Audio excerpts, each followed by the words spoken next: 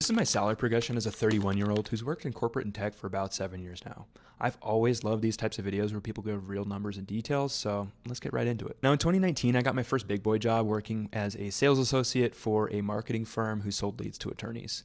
I got paid on an hourly basis, which was about $19 an hour, which came out to about $40,000 annually, plus I made a little bit of commission on top of that. Now, I worked here from about the end of 2019 until midpoint in 2021, and in that time, I think I made on average about $60,000 a year, but in 2021, I had a great start to the year, so I was probably on track for somewhere around $80,000.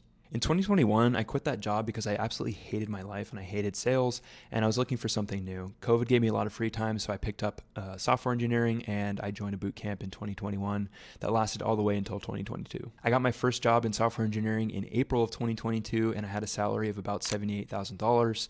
I worked at that company until the end of 2022, somewhere in like the October range, before I was laid off because the company started to go under. Now I landed my next role a couple months later in February of 2023. I actually started working for a large contracting company, and I was making a $55 an hour base pay.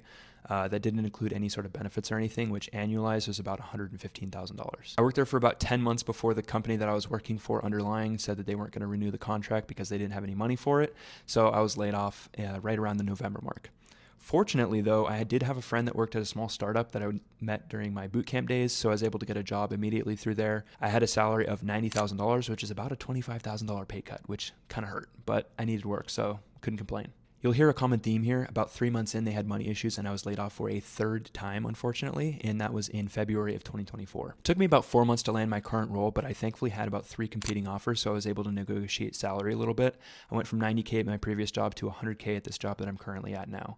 And with that, last year, I got a cost of living increase of 3%, and then this year, we actually just had annual reviews again, and I got another cost of living increase of 3%, so that puts me at $106,000. If you're new here, I'm Rob. I break down personal finance without all the fluff for the people that weren't taught this stuff growing up. I'd love to have you along if this kind of stuff resonates with you.